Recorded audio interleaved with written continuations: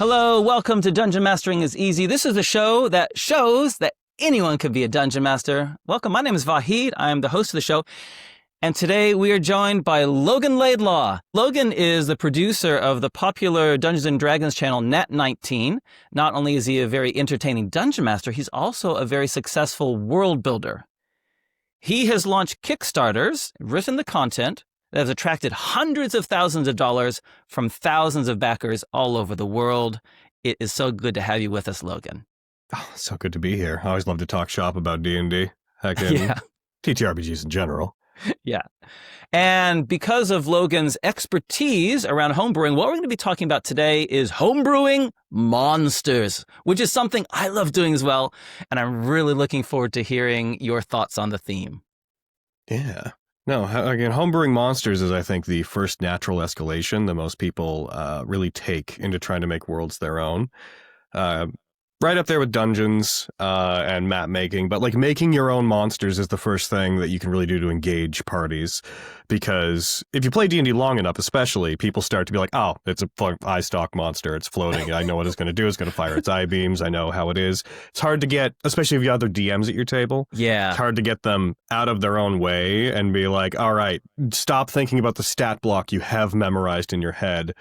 So GMs that step into homebrewing stuff can perpetually have that "what does this do" factor at their table, which is the key thing that makes it fun, and then is it's a bit of a floodgate into doing silly, crazy, personalized things as you advance as a GM. So I'm excited to talk about my journey on it and also find out your thoughts on it. Yeah, I'm really looking forward to it. Okay, so let's dive right in. Okay, Dungeon Master is wanting to homebrew some monsters. First of all, I want to say your point about creating things so that experienced players, and especially Dungeon Masters, have something new to come across is there's definitely value in it. I've had plenty of campaigns where someone says, hey guys, we just need to hit it with acid or fire. I'm pretty sure this is a troll. Right? Yeah, right. Exactly. Right? Trolls are like maybe the best example of that. Absolutely. You know, and then so all of a sudden, these characters who probably is depending upon your world and how common trolls are. Yeah. Is that common knowledge or isn't it common knowledge? If it isn't common knowledge, it feels kind of like it's cheating. Yeah. No, absolutely. Because it also helps to get out of the meta way of like some players being like, well, it's a troll, it's a common monster. It's like, well, if you're a farmer from backwoods, who knows where, your character might not necessarily know any monsters. Like, what is it? There's a statistic, and this is a weird digression immediately, sorry. In universe, there's a statistic that most people in rural areas never leave a 10-mile square surrounding where they live, and that was especially true back in like medieval or pre-industrialized times that fantasy tends to replicate. So this idea, like, I live in a fantasy world, though, I should know that the troll needs to be set on fire, is like, you've probably been all of 8 places in your life. Why would you necessarily know that? But then you get into this thing where then you also as a player have to be like, okay, I guess I'll go through the rigmarole of how do I naturally figure out this thing I already know? Yeah, like, yeah. How do I gotta kill it, let it be on the ground, let it get up, and then be like, oh, no, what is it doing? And then fire somehow. But yeah, if you are homebrewing creatures, a good example, I feel like a side example of that is just take a troll and make a creature that functions exactly like a troll, but rebrand it, take its stat block, make something that does that with ice. Like, obviously make the flavor work, make it like a slime monster or something. Like you have to freeze its body so that it can't like recongeal into what it is. It's a good way to be like, what is this? You naturally reinvest that sense of discovery where they have to figure out what to do with it. That's like the tip of the iceberg for homebrewing, I think, is those specific cases. Do you have any specific thoughts on that? Yeah, I think that example that you've given is perfect. Like, I think that's the entry point, right, for homebrewing monsters, where it's almost like you're reskinning their abilities. Yeah. You're just giving their abilities a different flavor, a different resistance. Okay, they're trolls, but it's not fire, it's necromantic damage. Yep. Right? Okay. This is an infernal, you're seeing a demon or a devil in front of you. You describe it as looking not exactly like a troll, But it is actually stat-wise exactly a troll. Yeah. Unless it takes radiant energy, for example. Yeah, no, absolutely. You've changed all of two things. You've changed that it's a fiend now, if you want to, and it takes radiant damage to keep it down. And just those simple changes move it away from the iconography of a troll and make it something your party has to rediscover. Even if a player looks at it and like, I think I know what the GM's doing, it introduces uncertainty. And that uncertainty is where the fun is, because it's still a question to answer. That's absolutely 100% like one of the funnest things you can do, especially to a table that's played for a while. And for tables that haven't played for a while, it's still just a new monster. So there's nothing lost doing it. Yeah. Do you have examples where you've kind of reskinned or like just swapped out abilities kind of in a similar way that's fooled or made things fresh for characters? I've always been a big fan of taking the modus operandi of one type of creature and putting it onto another. For example, take a dragon, make it an elemental, just call it a big like dragon-shaped or esque elemental creature, and basically be like, you're fighting a dragon, it is an elemental, all its damage is switched to whatever elemental type you're using just for flavor, for fun, and instead of wings, like it's an earth elemental dragon-shaped thing, it has a burrow speed. Like just though basically the two changes, or three changes, damage type, creature type, and then a speed change from fly to burrow. Burrow or earth glide specific, like the no hole left type, completely changes the creature immediately. And you haven't done much. You've really just like decided to switch out 2 or 3 abilities, and it changes the entire, like the optics of an encounter entirely. Yeah, and then people are going, oh no! It's not a black dragon. It's not a green dragon. It's not red. Right? I don't know what this thing is, guys. Freak out. Just a thing made of mineral that's gliding through the earth and is vaguely serpentine. So you get like the theatrics of a dragon fight, but you have your own new thing. And you can name it some grand, cool name that's some combination of like Italian and Latin and be like, go ahead, sound it out, which is my favorite thing to do. No, that kind of thing I think is most common. But I've been making my own bestiaries for long enough that I'm pretty from scratch these days. I think those reskinning examples that you've covered, I think that's great. And I think that gives plenty of inspiration. And it shows how in just a couple of like minute or two of thinking, you can create for what feels for your players like an entirely new monster. Yeah, absolutely.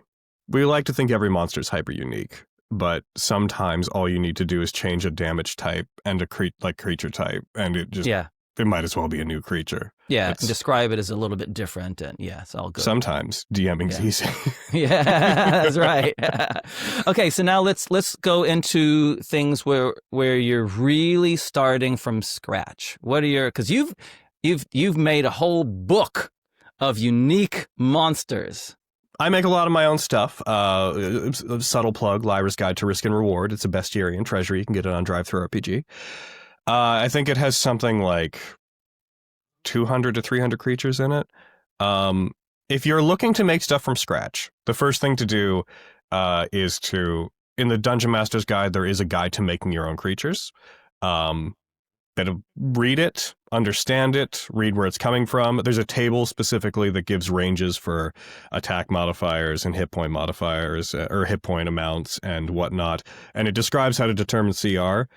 I recommend, as someone who's been doing this for a long time, read that, understand it, have it to reference, and then throw it away, because CR in D&D is kind of useless most of the time when you get past a certain point. Once you understand it, once you just get an idea of like where the numbers tend to sit, the main thing to do as a GM is if you want to create like a CR 20 creature, like a tier 3 capstone boss monster for your level 12 campaign, let's say, just start with pulling up a bunch of other CR 19 to 21 creatures from both the DMG and other content you like, and just look at the ranges on them. The best thing you can do as a GM, as a game creator in general, for anything, is to just study available material that works.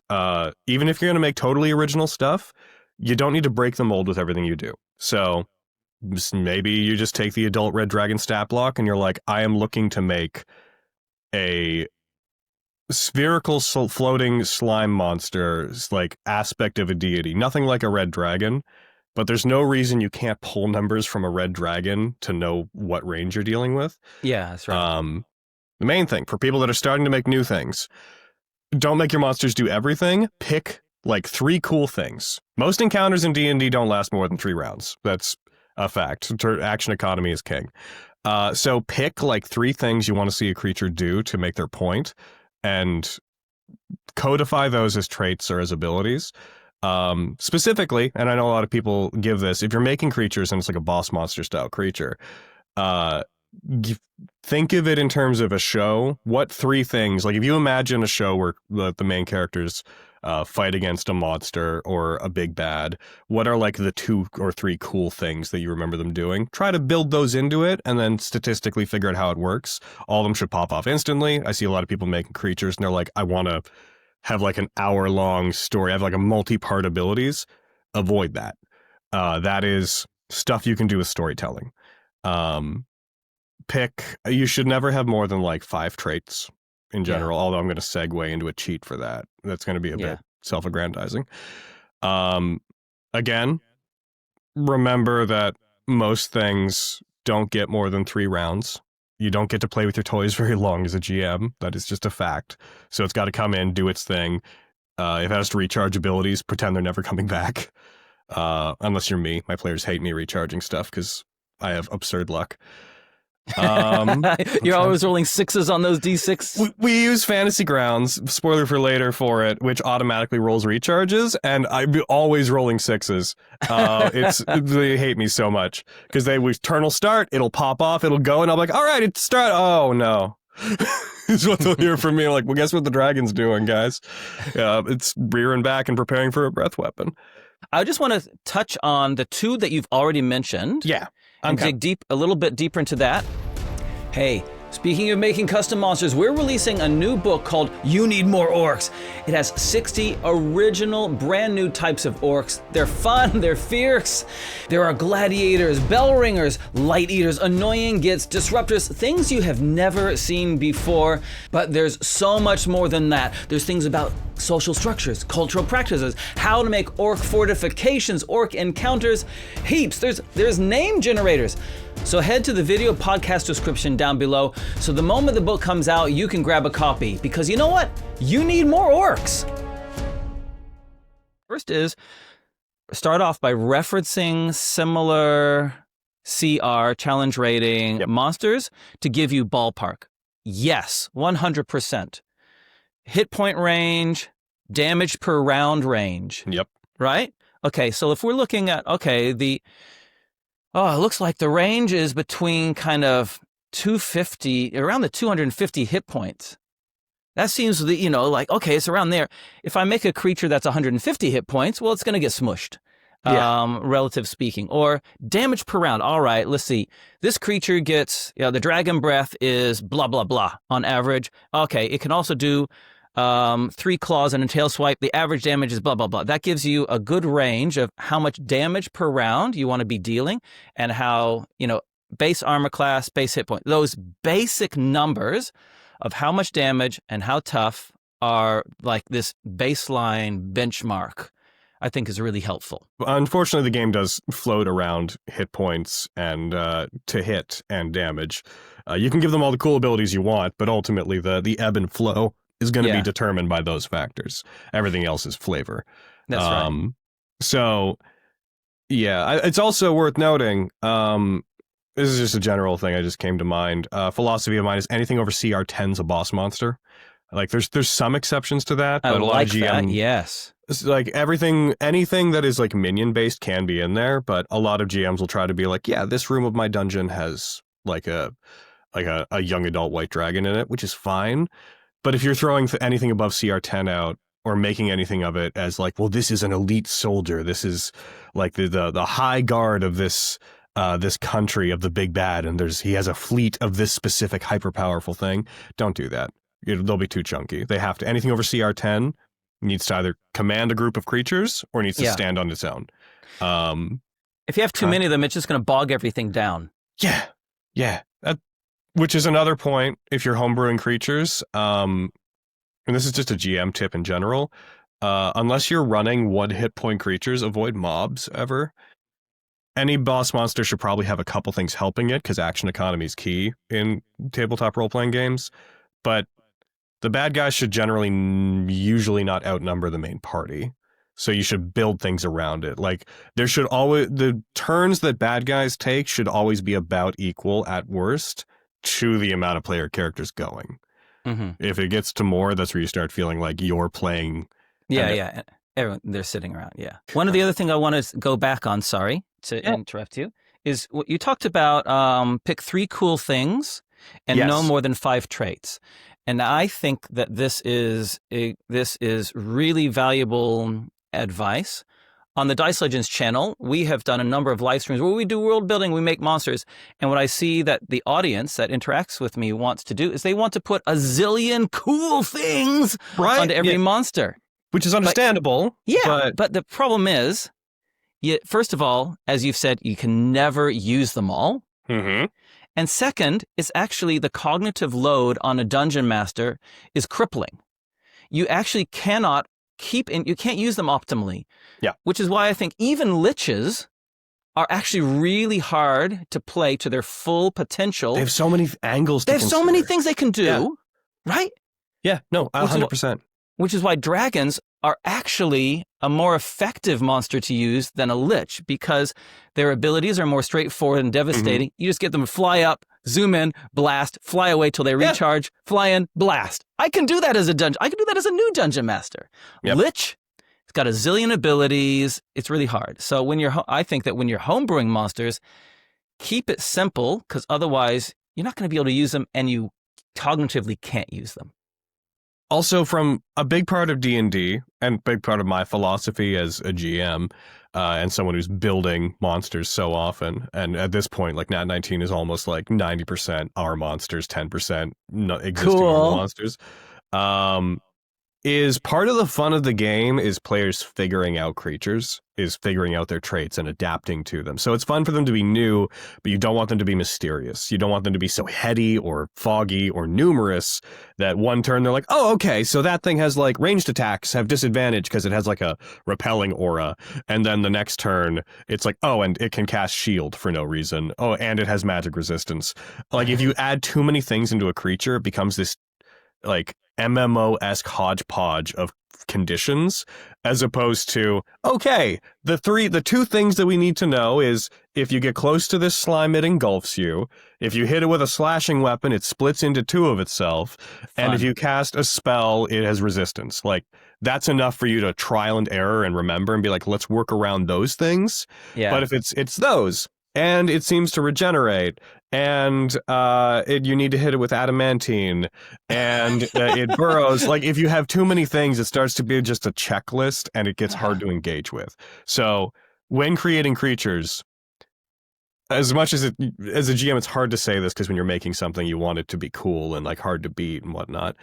You're ultimately making a combat puzzle that your players should be solving. So anything of a high CR especially, you should be making it with the idea in mind that your players should have fun figuring out and defeating it. You shouldn't be making it a wall that says no every time there's a solution. So resist the urge to make a creature that's like, well, yeah, I mean, it's got swim speed and it's got like low base movement speed because it's a fish, but it has an ability that when it moves onto land, it can move or it can switch into bipedal mode. It's like, that's neat. It's cool. But if your party is like, let's trap this thing in the water and fight it, and then suddenly it's like, I grow legs. It's kind of takes away from it, you know?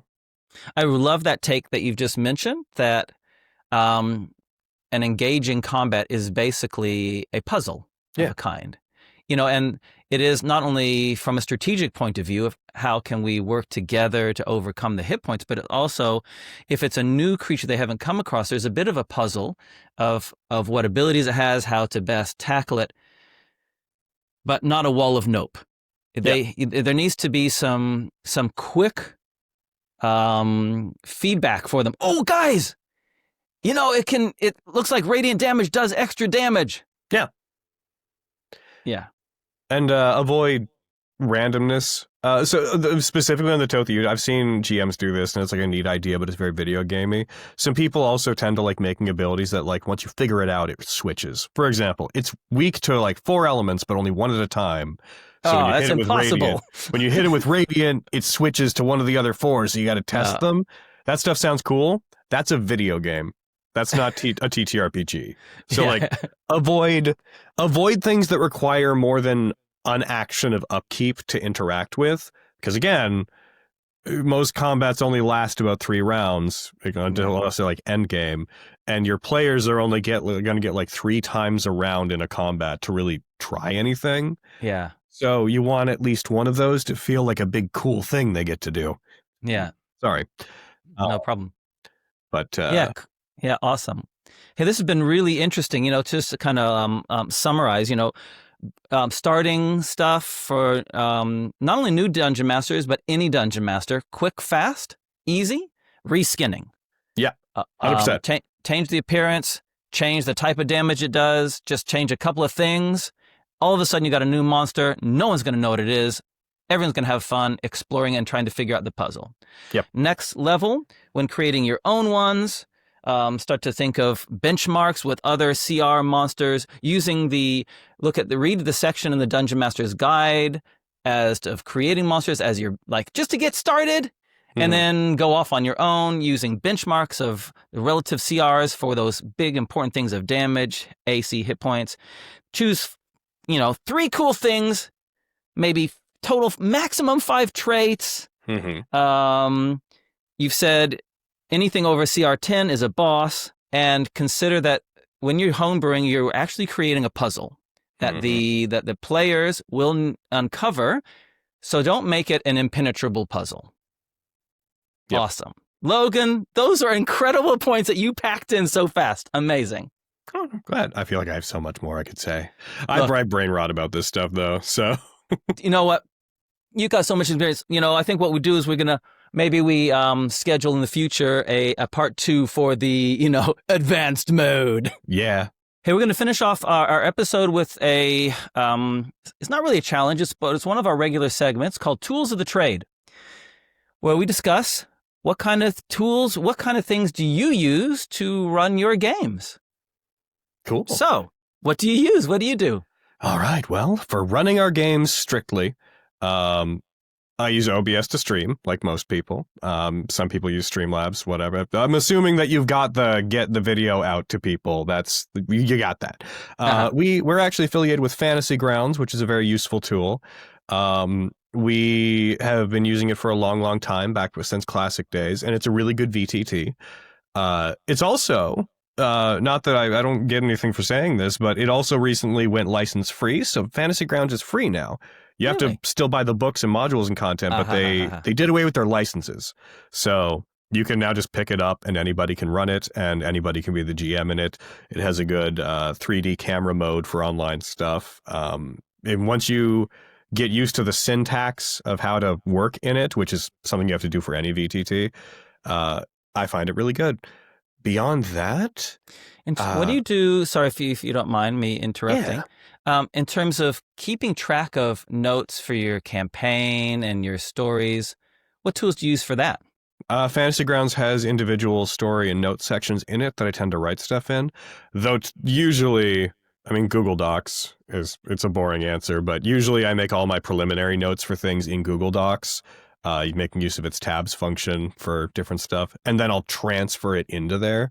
But again, Fantasy Grounds has collapsible story, note, and encounter and dungeon functions that you can use to keep track of information in different ways. So I'm sort of all in on Fantasy Grounds. It's awesome. I want to learn Foundry. I've heard really good things about Foundry, but I've been using FG for so long that I'm sort of trapped. Cool. Hey, Logan, thanks so much for joining us. It's been really helpful. I'm sure that all of us have gained some really fun and easy insights and tips on making homebrewed monsters. It was super cool. Tell us where people can find you. and about this project you got coming up. You can find Nat19 on Twitch at twitch.tv/Nat19official. You can find me on Twitter/X at The Azure Crow, or just search for Logan Laidlaw. You can find our content on DriveThruRPG right now by searching Logan Laidlaw on DriveThruRPG. And you can find our website at nat19show.com. 19 is always just the number, not spelled. But when this goes up, we're running a backer kit campaign right now. It's like a Kickstarter, but it's on backer kit, which a link should be in the description below. Yeah, video and podcast description. Yep. Over 2025, we've made 3 splash books that are connected to our setting that use like the rules that we make, which we call 5.19, which are compatible with basic 5e, just so you know, don't be intimidated. We made a bunch of splash books that together are over 250 pages of new content, and we are running a backer kit to do a print run of those, either 1 or 2 or all 3, and that'll be going until the end of December. And if we hit a certain stretch goal, instead of doing the 3 books, we're also going to combine them into a compendium and then add more content based on the themes of each book. So if you want to get some of the content we made, if you want to get over 250 pages of extra content, monsters, spells, classes, subclasses, etc., and challenges, please check out our backer kit project, which should be running now, and back it for 1, 2, or 3 books. Wonderful. Thank you, Logan. It's been super fun hanging out with you. Oh, this has been so fun. That was so fun. And as I slink away to lick my wounds of a comprehensive defeat, you guys can support Dice Legenz by heading over to our Patreon page. It's patreon.com/Dice Legenz. You can follow us for free, guys. You don't have to spend any coin, just follow us for free. But if you really want to support our channel, become a financial backer on Patreon. There are 3 simple tiers, and we'll give you some extra additional content. Hey guys, it's been really fun hanging out. Get your dice out, get some friends together online or in person. Grab your siblings like Logan's brother did to pull him into the game. Grab your parents, grab your neighbors, whatever. Get dungeon mastering, because dungeon mastering is easy. Catch you next time. Bye.